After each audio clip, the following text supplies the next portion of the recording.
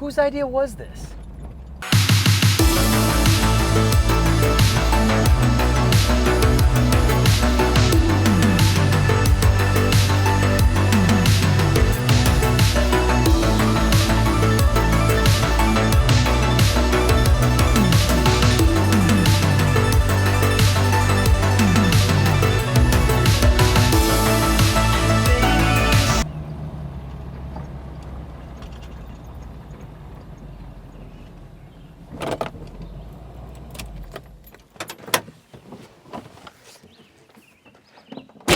What's up, guys? Welcome back to Ludwick's Garage. In today's episode, I have purchased yet another car. Off of the heels of last week's episode where I talked about all my projects and how I need to sell stuff. Well, we sold the white Corvair, and so it seemed obvious that I should just buy another car, right? Well, this one was actually too good to pass up. This here is a Mercedes R107. This is the SL series Mercedes, the two-door convertibles, starting with the 300 SL Gullwing, which we all know and love, at least most of us do. Then the 190 SL, and then it gave way to the Pagoda, which is honestly one of my bucket list cars. I'm hoping that some of these purchases can make our way to a Pagoda. But then the third iteration of the SL is this one here, the R107. But I've always wanted one of these cars, but it had to be a Euro market car. Now, when we get into today's episode, I'm gonna tell you the differences between those Euro cars and the American cars. And if you already know, you know what you're looking at. So let's get into today's episode and we'll talk about why on earth this car is here at the shop in my possession.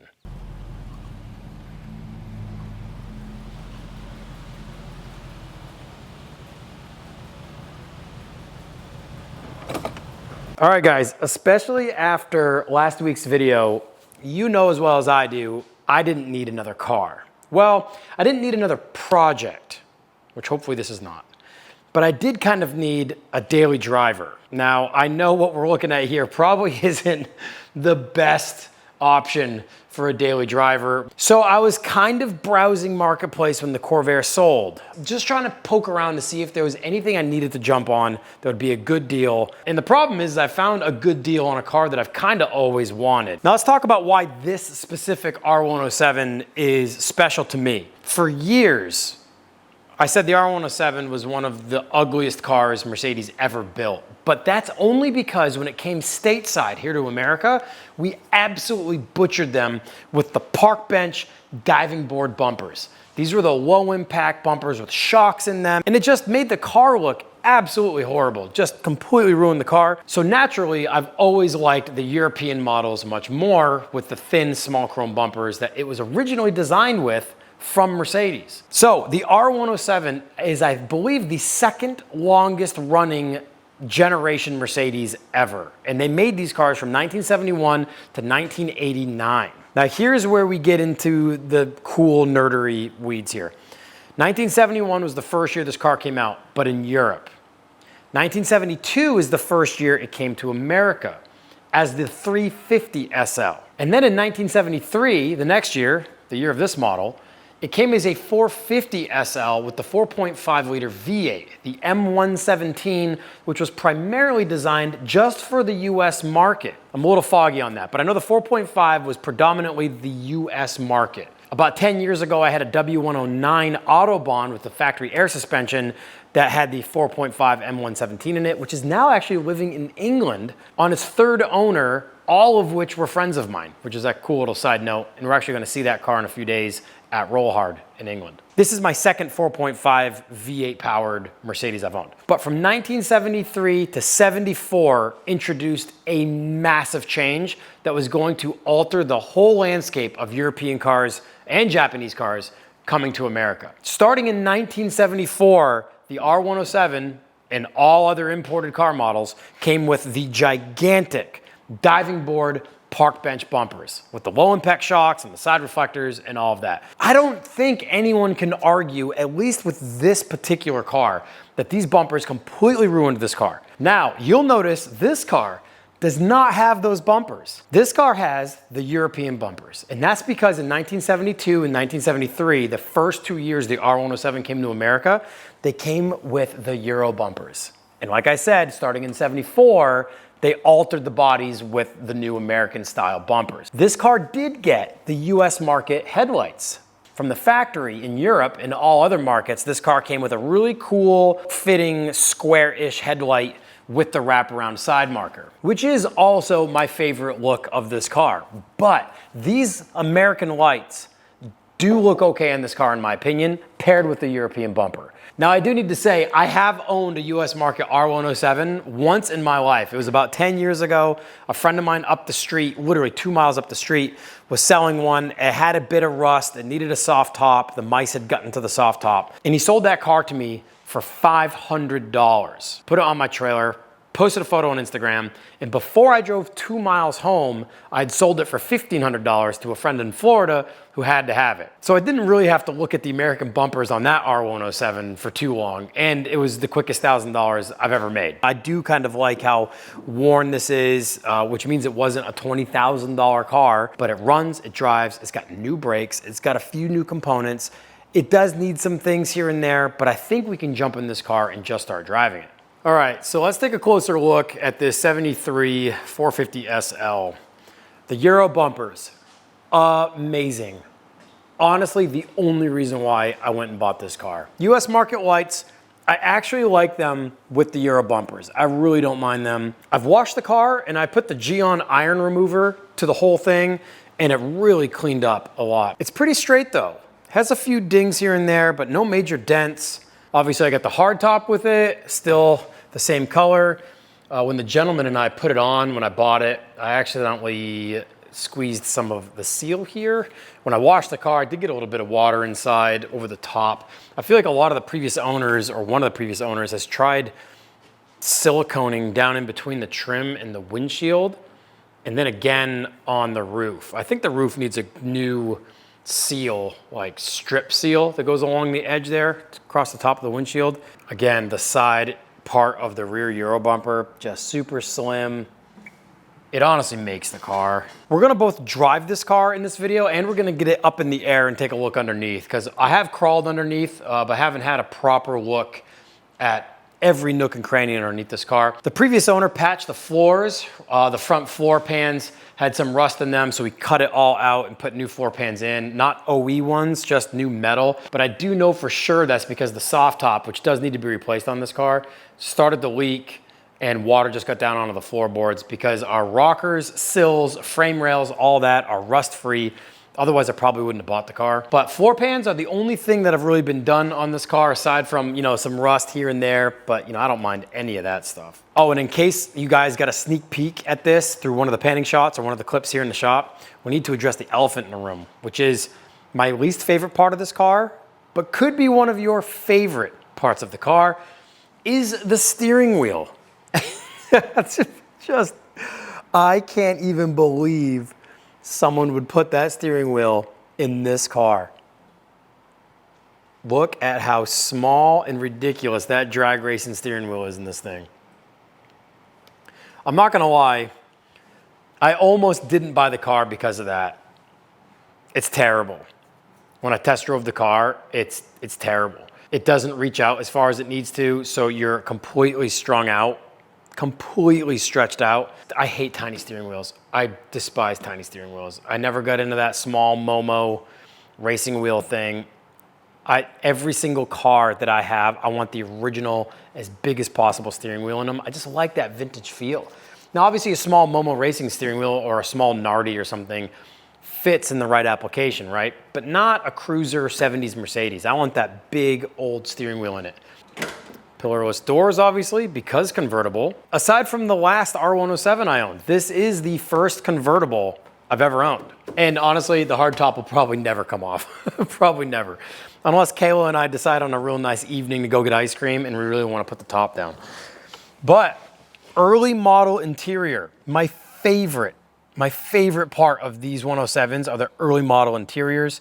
It does have an aftermarket head unit the previous owner put in it. Now, to his credit, the previous owner did not put this steering wheel in the car. He did put the head unit in it. And he had actually owned a repair shop for many years, so he did do a lot of maintenance to this car, which is great. But look at how comical this is. Can't even see the speedo, the tack, or any of the gauges. This thing. Interior isn't perfect, you know, it shows like the outside of the car. We've got some cracks here and there. We've got a crack in the dash there. Some of the center console, you know, is kind of coming apart a little bit. Actually, the HVAC controls are some of my favorite too. Look at how plain and simple that is.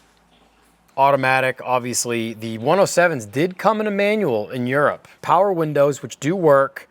Hazards right here. Everything's right there in the center console. We're missing the headrests, which I like the look of seats without headrests, but your neck will much rather have one if you ever get rear-ended, heaven forbid. Over here, we've got our headlight switch. We've got our e-brake release right here. Glove compartment here. A little small door.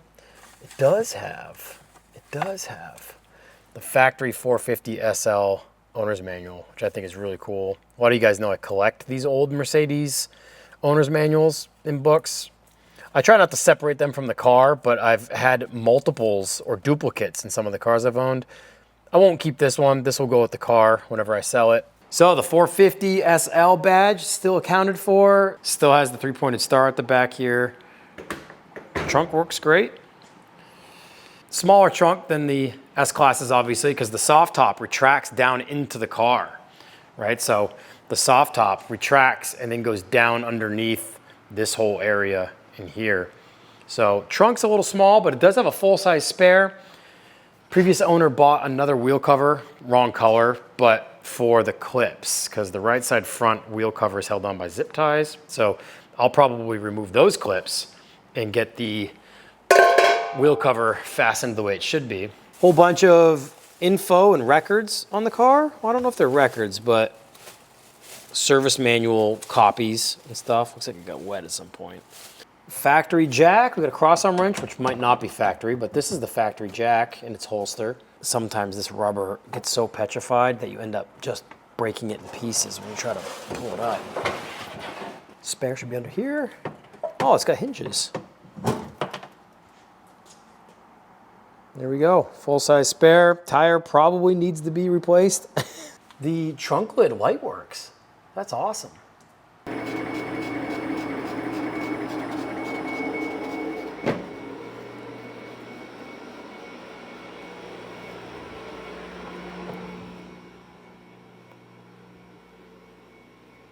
All right, it's the next day. We've got the 107 up on the lift. Let's take a gander underneath this thing. We do have some oil on the ground, quite a bit of moisture, and it looks like we've got some moisture coming from the steering box right there.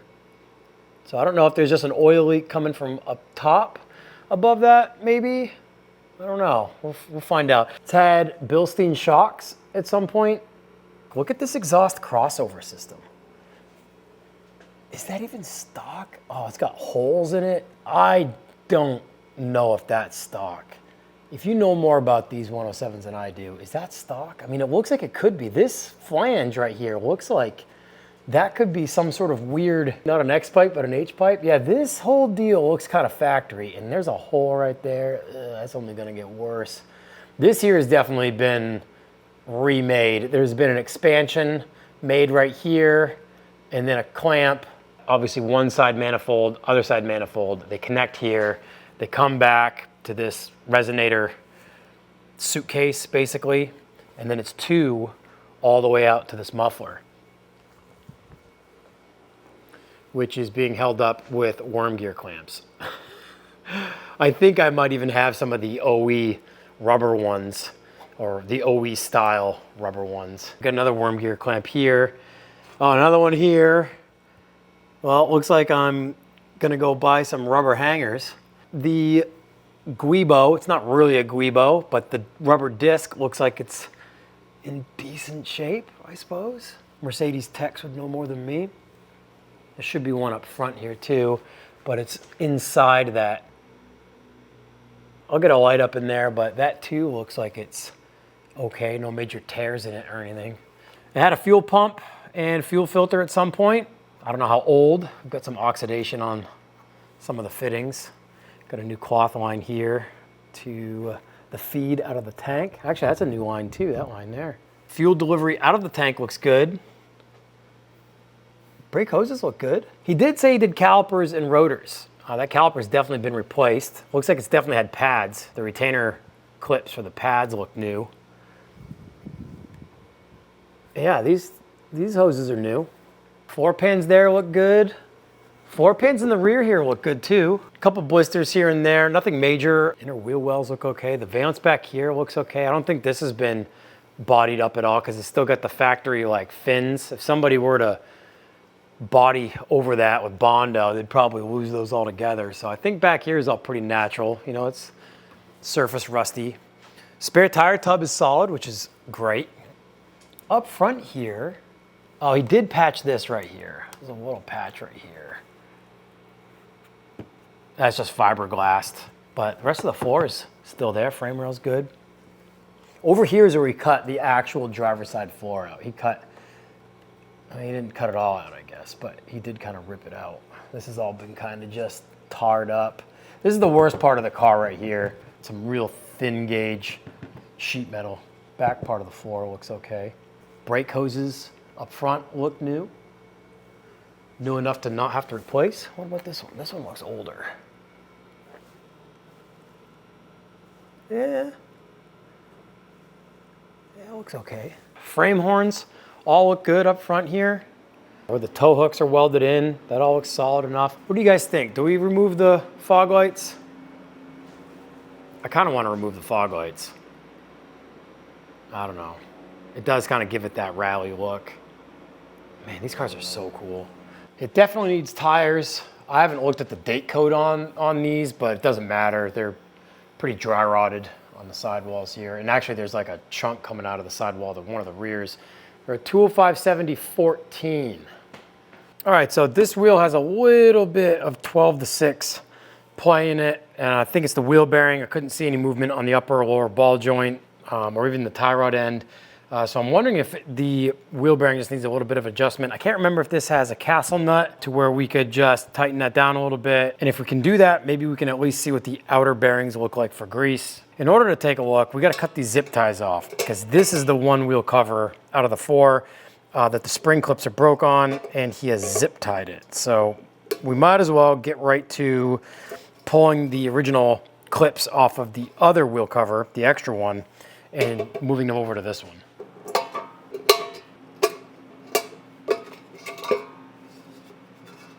No clips at all.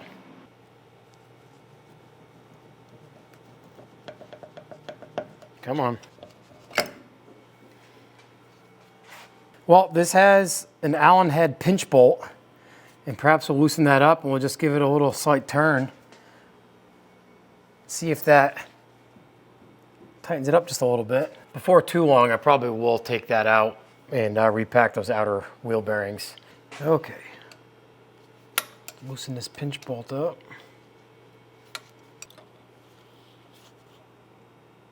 Oh yeah. Thing wasn't that snug at all.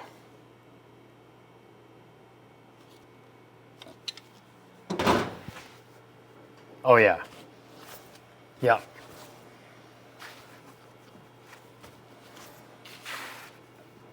Yeah. I think that feels good. That's all it took. Okay, so on the one that's going on, the 107, we don't have any clips left. And as you can see on the back of this one, this is what they look like. There's no fasteners holding them in. They fit under the lip of the edge here, and then the tabs of the slots, the window slots, hold it in. I think there's supposed to be 4. Oh, there's only 3 on this one. We are missing one. I thought for sure this had 4 on it. Now, ideally, I can bend this clip to spring it into place without having to re-bend these slot lips. I got one side in. 2. Maybe what I'll do is I'll tap that down a little bit to hold it into place. That's not going anywhere.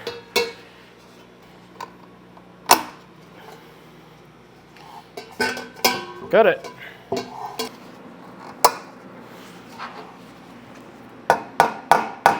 I'm tapping these ones over a little bit just because these clips did come out somehow.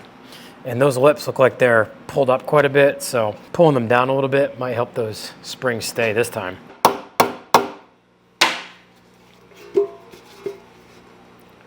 There we go. Good to go.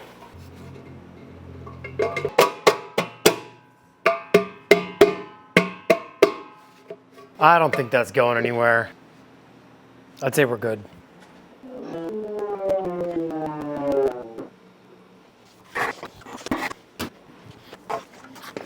All right, car's back down on the floor. I think we're gonna take it for a spin around the neighborhood. We're gonna do it with the steering wheel that's in it before we go over to my father's shop and pull the steering wheel out of the 69 W108 that I'm hoping will work in this car in the 107 interior setup. Let's take this thing for a drive with the comical little steering wheel in it.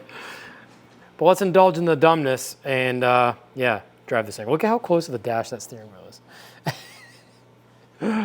So even after pressure washing it and really scrubbing the thing down, the glass still had a lot of pine pitch stuck to it, both the windshield and the rear window. And so I just went around all the glass with a razor blade, scraping all of the sap and pitch off of it. So now we're gonna go around it with GYEON's glass cleaner and get this thing cleaned up. You could hardly see through it previously.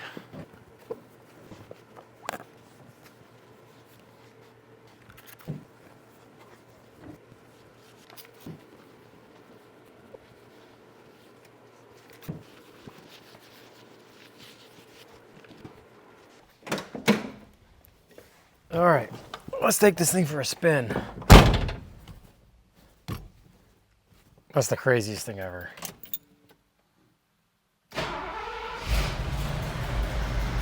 It's a cold start right now.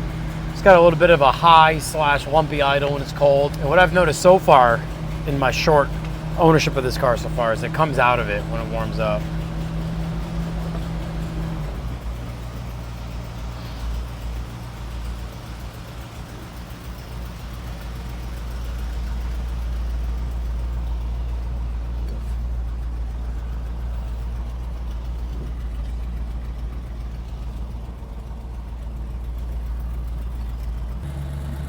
We don't have a plate on it yet, so we're not going to venture too far from the shop. I don't really want to venture too far anyway with this steering wheel.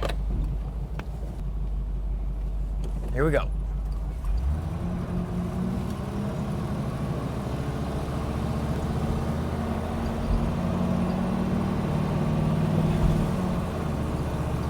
I think these are 3-speed automatics. Well, it's an automatic, but I'm pretty sure they're a 3-speed. With this 4.5 V8. Guys, this steering wheel is just too funny. What are we doing here? Whose idea was this? I don't think you guys will be able to see this, but ahead of me is an incredible view of the lake.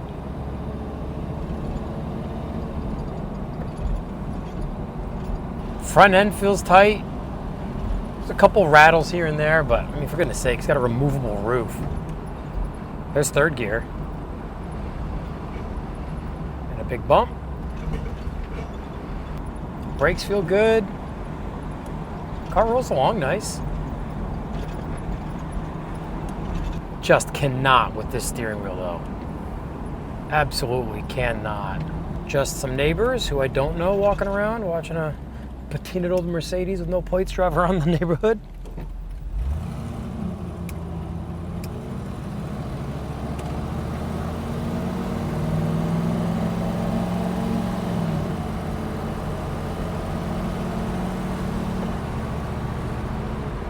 We gotta do something about this wheel. Absolutely have to do something about this wheel. Let's go to my dad's shop and pull the 69 W108 steering wheel and hope that we can make it work on this car, because I don't really want to buy an R107 steering wheel, and God knows I don't want to drive this car with that one anymore. All right, so we came over to my father's shop to where the other half of all my projects are, as you guys saw in the last episode. But it turns out, and I hope this is true, did a quick search online, and it turns out the early 70s R107s shared the same steering column spline count or spline size as the W108s. So we have this 69 W108 here, and I think I would much rather get that steering wheel fit to the R107 than that little drag racing steering wheel we have. It does have some cracks in it, and it's dirty, it needs to get cleaned up, and it's not really the same color. Everything that was once supple and malleable turns petrified. We got signs of life now. Okay.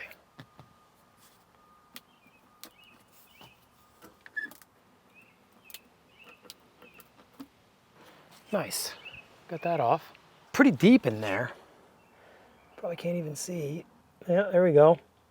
It's quite a ways in there. It's basically down right here, which is good. I'm glad that this actually sticks out as far as it does, because that wheel that's on the SL literally sits against the dashboard. It's crazy. So this will hopefully get it away from the dashboard and fit the way it's actually supposed to.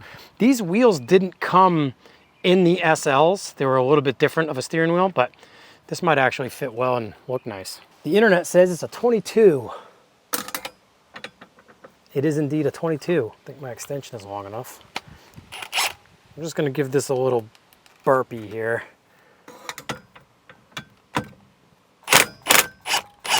Nice. Do I have the nut? I do.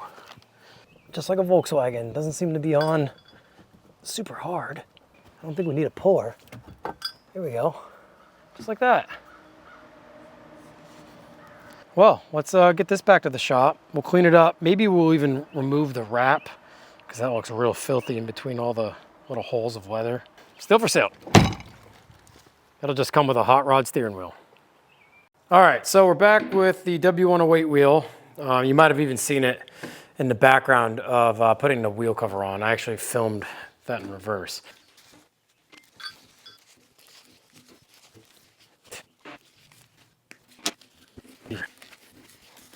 Yeah, it's cracked up. Sat in the sun for God knows how long. Let's see if it'll at least mate up to the 107 column, and we'll clean it up further if it does. Oh, that was hardly on there, with hardly any threads.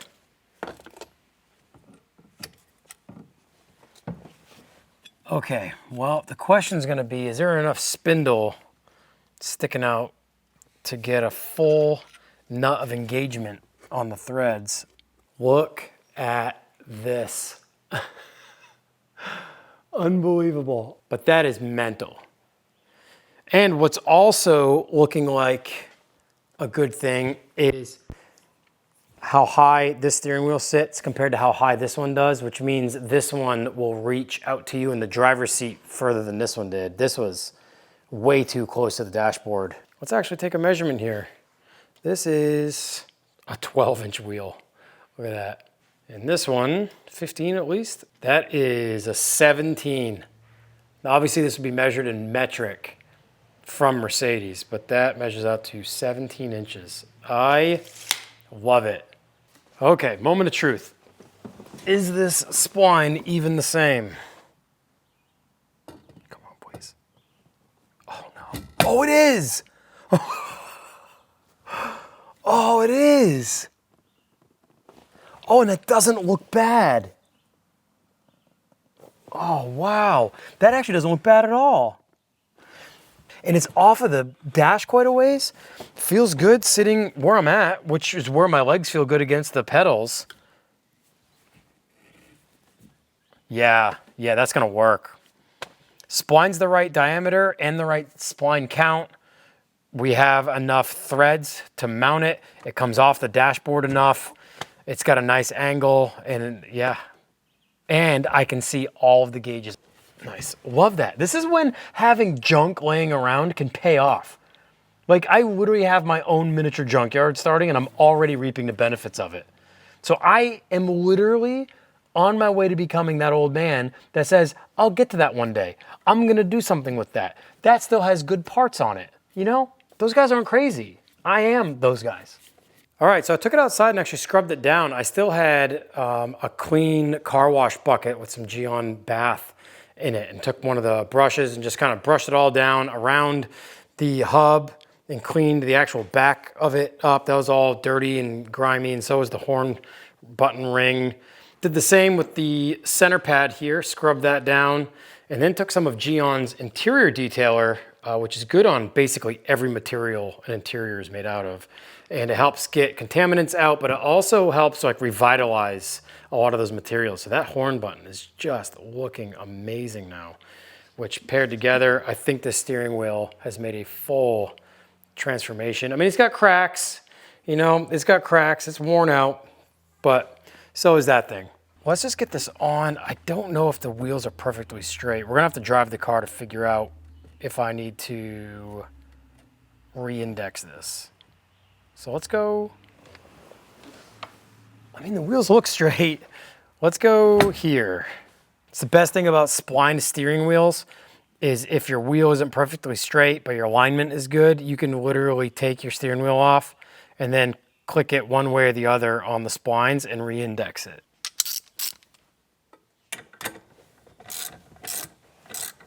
Oh yeah, we're beyond the nut for engagement. So we're plenty safe. Nice. Oh no. Oh, that's why I grabbed my magnet. Come on. Nice. Oh yeah. This is already an improvement. Getting in and seeing this steering wheel over the other one. I really like that he did that electronic ignition conversion too. Boy, I just love it. It's like the shape of the gauge pod too.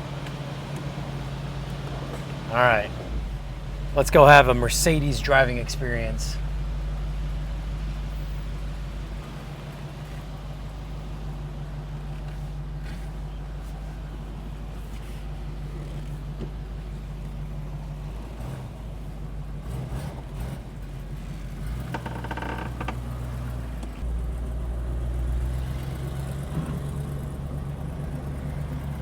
It is really cool that these cars are V8s, just a small little roadster V8.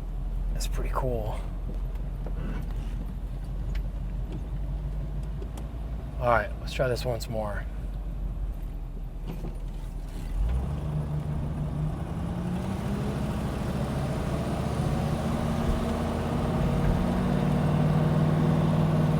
Not quite. I think we gotta go back. I wonder if we skipped a spline. I bet we skipped the spline. But this is way better. Oh, is that stand? Are you guys shaking around like crazy? This is already day and night difference. Like the car is actually enjoyable to drive now. I'm so glad I had this wheel laying around. Can you guys see this view from where I've got you mounted? Please tell me you can see this view. This is right up the street from my shop. This view is unbelievable. It feels like you're driving a vintage Mercedes now. All right, guys, we actually did straighten the steering wheel. I accidentally went 2 splines on the last test drive, and now we've got it sorted. This is awesome.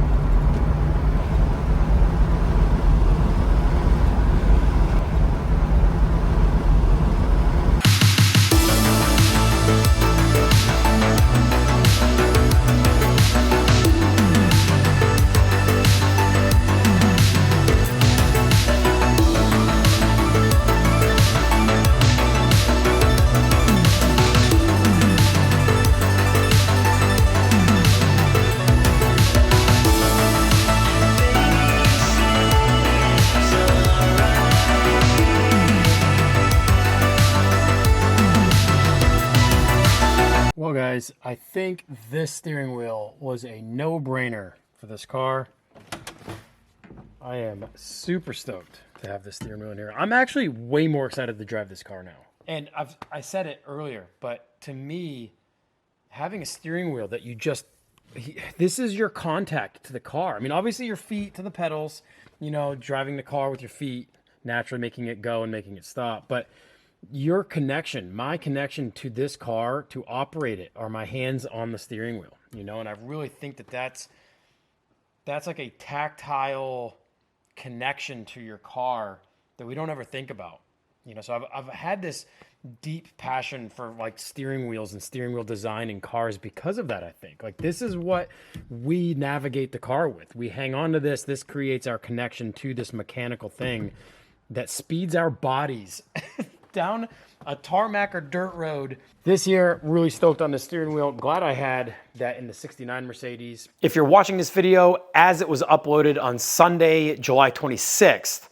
the pre-order for the Unsafe at Any Speed shirts ends tonight at midnight. So you've got the rest of today to get your order in. Then we tally everything up. It goes out to my buddy Dustin in Alabama, who handprints everything himself. So please leave a couple weeks for production, him to ship the shirts to me, and then for me to do all the order fulfillment and ship them to you. So next trip coming up in just a few days, we are leaving for England for the Roll Hard show at Bicester Heritage, an old World War II RAF base. We've been there a handful of times. It's such an incredible show. But I'll say it here, I think the Roll Hard guys are waiting till tomorrow on Monday to release this, but I'm gonna sneak one in on you guys here.